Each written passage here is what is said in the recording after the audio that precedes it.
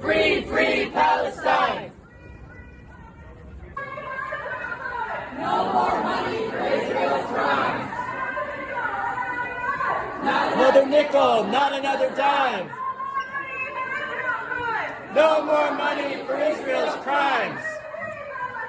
Free, free Palestine! We stand here facing all the opposition, that we are not backing down, that we demand to be heard, not only by the OSU administration, but also by government and other students. 2 weeks ago, SAB OSU sent out a statement regarding the ongoing ethnic cleansing and genocide of our Palestinian people. Lastly, we demanded OSU to ensure the safety and well-being of all the students by preventing the spread of misinformation. With over 1,000 students sending out a statement to OSU admin, you know what we got? We got the most pathetic response.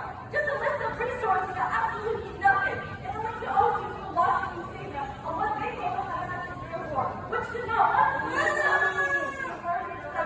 or the Israeli occupation, as if we do not exist to OSU administration, as if Palestinian lives do not matter, as if Palestinian Americans, Arab Americans, Muslim Americans, and Jewish Americans who support us do not make up a portion of the student body here at OSU. We don't feel hurt, as if the 6,000 Palestinians shown to death by Israel are irrelevant, as if we haven't been able to function properly, knowing that genocide is unfolding right in front of us. OSU stays complicit in these war crimes against Palestinians, and we must not stay silent. We will not back down until we are heard by OSU. If we don't get it, shut it down! If we don't get it, Shut it down!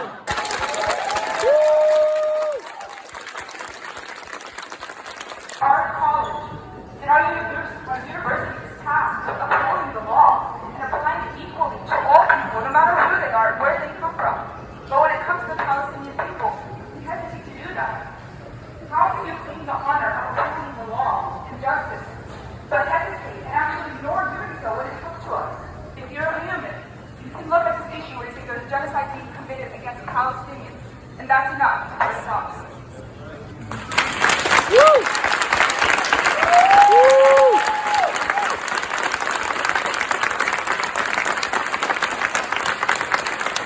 And a lot of people, Palestinians and not, tend to think that a ceasefire is a goal and the end goal. But that is not true. Yes, we need to call for a ceasefire, because soon there will not be enough people. There will not be people in Gaza to resist their oppressors. We need a ceasefire and we need it now. But that is not the finish line. Wherever there is oppression, there will be violence, because oppression is a violent state in and of itself.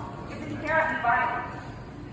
This means that even if we do achieve a ceasefire, we must continue to call for the dismantling of the apartheid system. We must continue to engage in being active.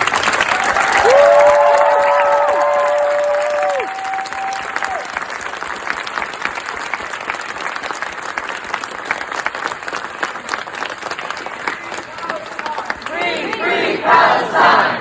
Free Palestine! Free, free Palestine! As of 30 days ago, 51% of all homes in Gaza have been bombed, leaving 1.4 million Palestinians without a home. And if we were to give every Palestinian lost a minute of silence, we would be quiet for over 73 days.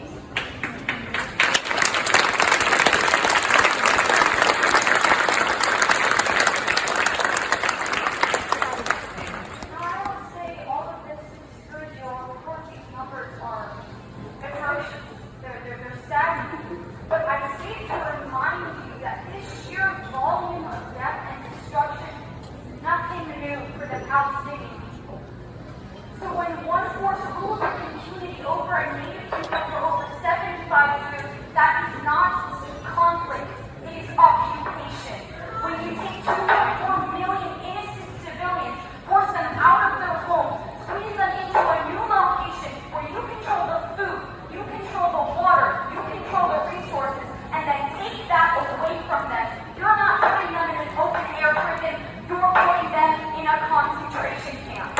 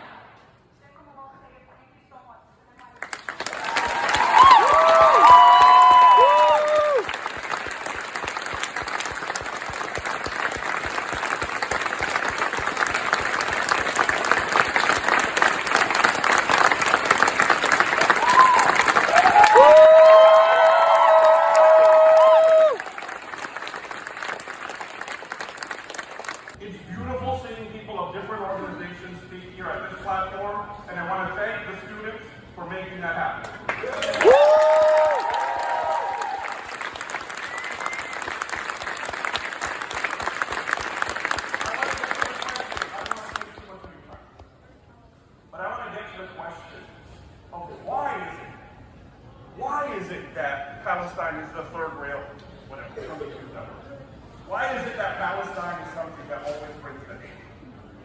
Why is it? Why is it that people, and you have this experience, that we can ordinarily talk to about things? I'm not talking about the far right. I'm not talking about the Trump. I'm talking about liberals. Why is it people that we can ordinarily talk to about anti-racism, about colonialism, about decolonization, about diversity, about respect? Why is it that those people right now aren't automatically coming? Say it.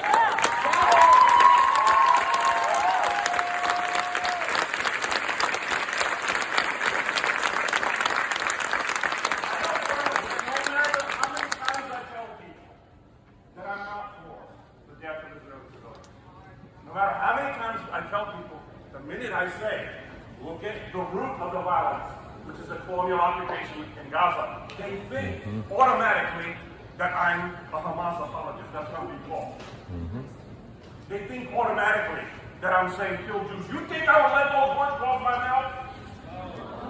You think I would let those kind of words cross my mouth? But that's what people say.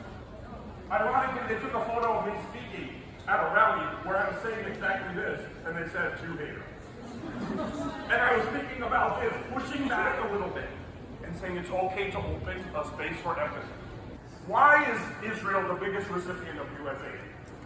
We have to answer that question, right? That's why they don't want us to speak about it. Because along with the war, there's a war of ideas.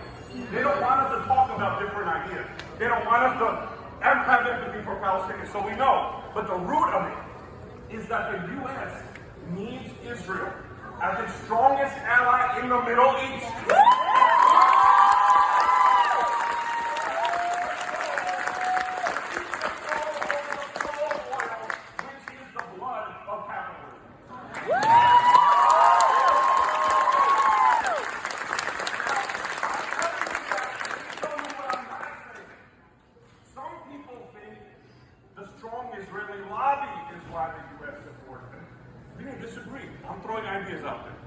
Some people think it's the strong Israeli lobby, and that's why they do it. And I'm saying that's the tail wagging the dog. The Israeli lobby is strong, sure, but there's lots of lobbyists. This is imperialism who needs Israel to do its work in the Middle East. Some people think that it's because of the horrific Holocaust, and the U.S. wants to support a place to protect Jews. I don't think the U.S. is that good.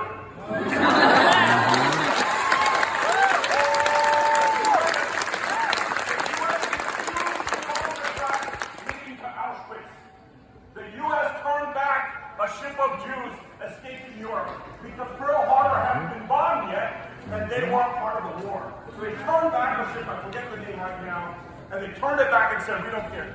Do you think anti-Semites like Winston Churchill cared about Jews at all when they formed the state of Israel? Absolutely not. Do you think people like Trump, who have allowed the Nazis to come out from under the rock where they were, you think people like Trump actually care about Jews? Absolutely not. Instead, I look to the history and the legacy of Bolshevik Jews, of other Jews, of Jewish Voices for Peace, who have said, I am Jewish, I am against anti-Semitism, I am against the oppression of Jews, and I'm against the oppression of Palestinians.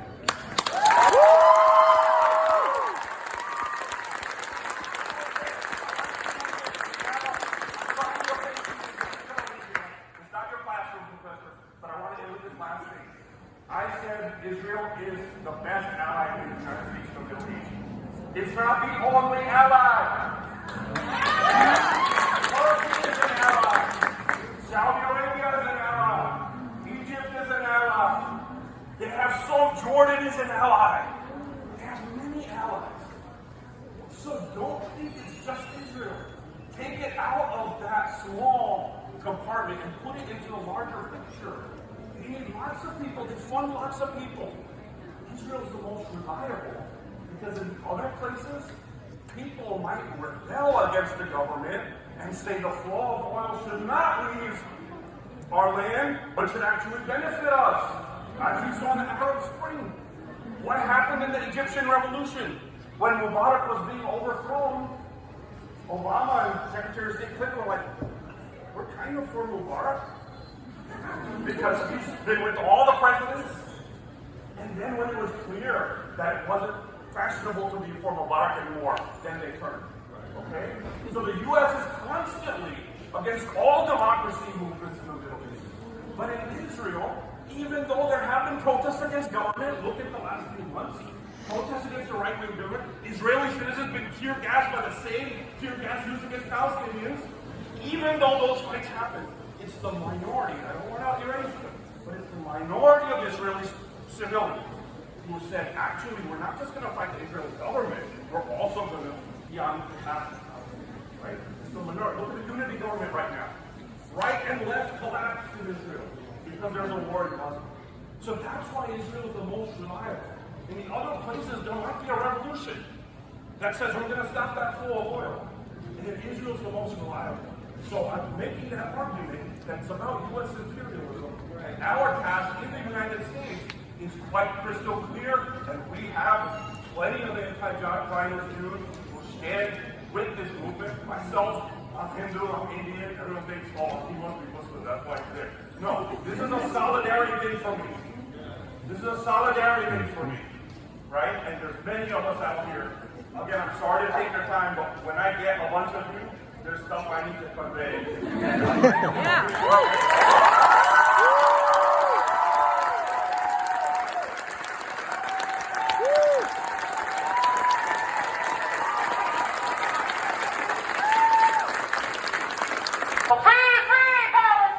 Free, free Palestine! Free, free Palestine! Free, free Palestine! Palestine will be free! Palestine will be free! Free, free Palestine! Free, free Palestine!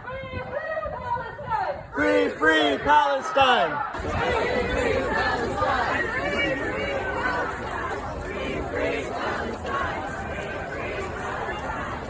free Palestine! Free, free Palestine!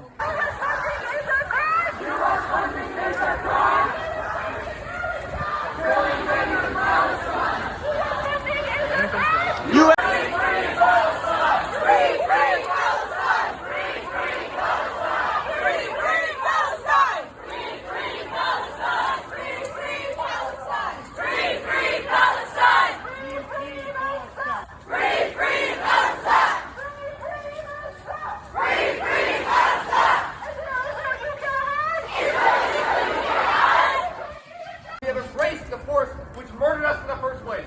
Racist ethno-nationalism. We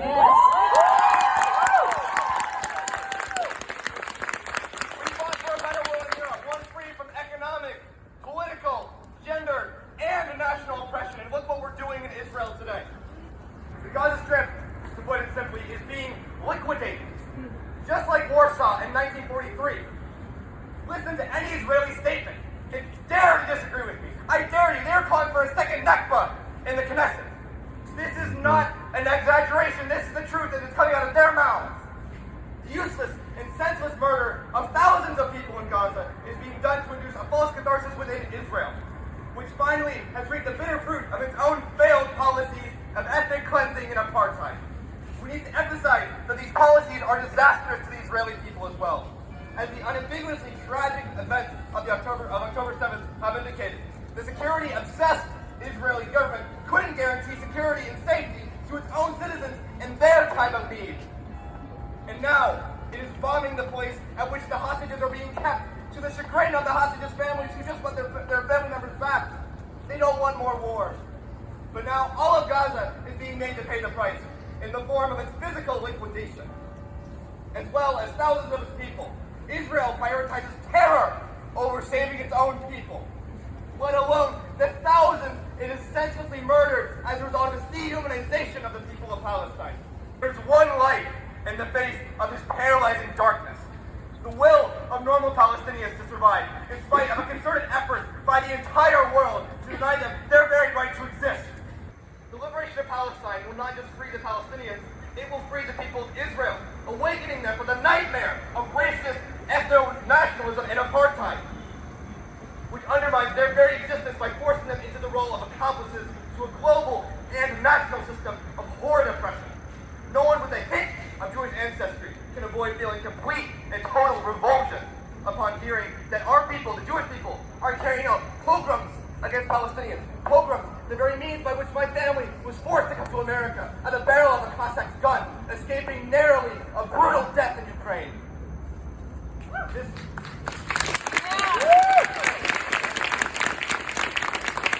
Free, free Palestine! Free, free Palestine! Free, free Palestine! Free, free Palestine! Free, free Palestine! Free, free Gaza! Free, free Palestine! Free, free Palestine! Free, free Palestine!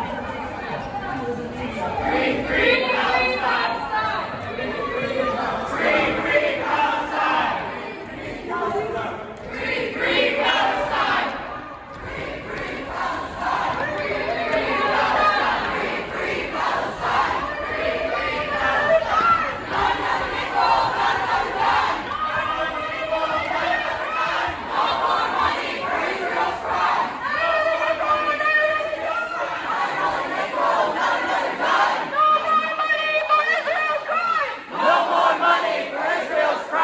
They call it war. Can you call it war while the other side does not have anything? No. Is it equal? No. Al Jazeera journalist, he's every day on the TV and all that. Today, his whole family got killed. Wife, 2 kids. You know what he said? He said, "Ma'lish." You know why? What's that mean? That's fine. I will lose them to keep resisting. So, we are here standing by just coming up, standing, marching, and all that. That's the least we could do. We want to keep doing that. Okay? So please, please, please, I want to hear it in one loud voice in case they have the inside. Free, free Palestine! Free, free Palestine! Gaza, Gaza, don't you cry! Gaza, Gaza, don't you cry! Palestine will never die! Palestine will never die! Free, free Gaza! Free, free Gaza! Thank you.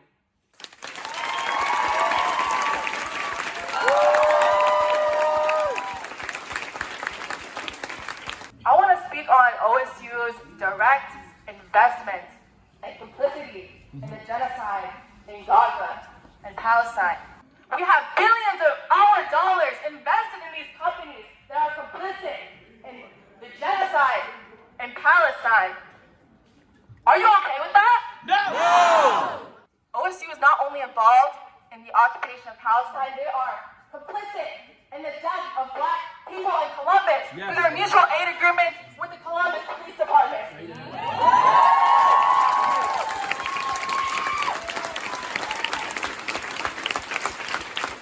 We know that American police get trained by the IDF. They share tactics.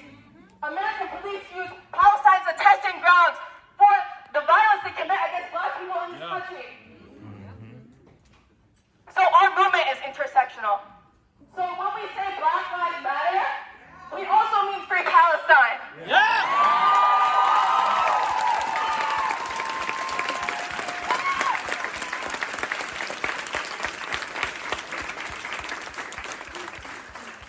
One more time. OSU, you have blood on your hands! OSU, you have blood on your hands!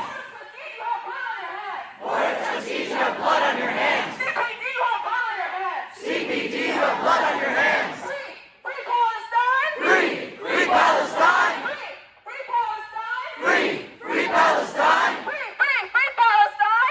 Free! Free Palestine! Free! Free! Free Palestine! Free! Free! Free Palestine! Free! Free! Free Palestine! Thank you.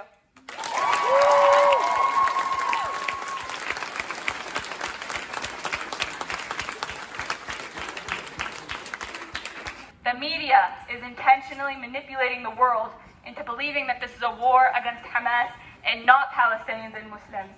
That this is a war against terrorism, but Wynne is dropping a bomb on a hospital and a church, self-defense and not terrorism.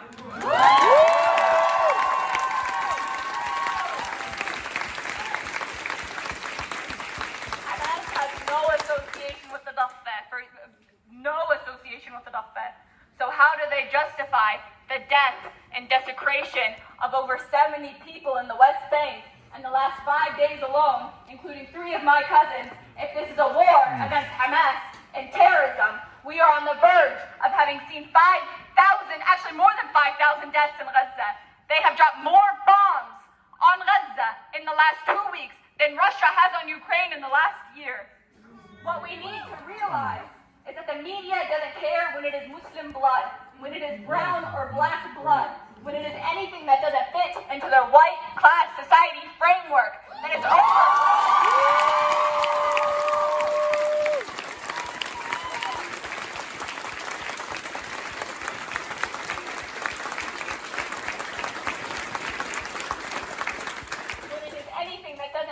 Their white class society framework that is overflowing from the streets of Detroit to the streets of Gaza. I am ready to take action and no longer be reactionary. A protest, a visual, even a sit-in. They help us cope with the generational grief that seems to have taken root into the deepest pits of our stomachs as firmly as our olive trees. However, a body can only take so much grief before it betrays its isolation and needs anger. Grief and anger are what have brought us here today, and we must harvest these emotions into modes of productivity and stop with the narrative that we can be careful or sit one out. Gaza is relying on us right now.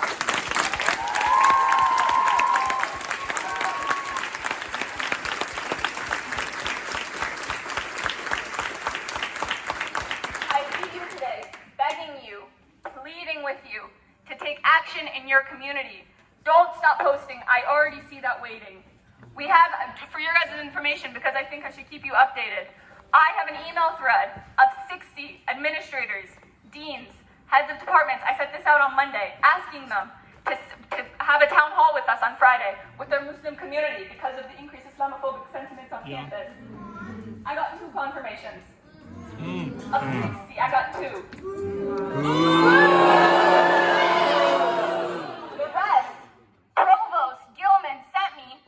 Reach out to OIE instead. No. For her information, we did. We did reach out to OIE. They sent us mental health resources. They sent us mental health resources and a statement condemning Hamas.